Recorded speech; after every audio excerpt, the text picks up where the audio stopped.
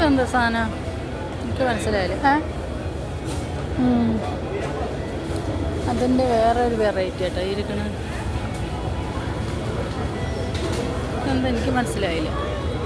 അത് 199 രൂപ. അത് ഇതാണ് കേട്ടോ, ഈ പഴമാണ്.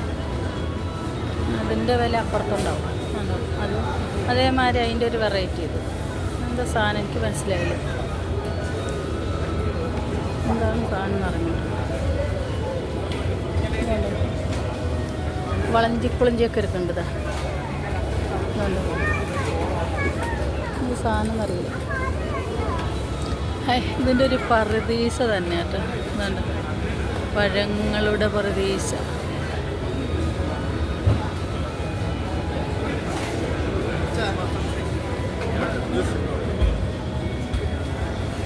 പിടി മറ്റേ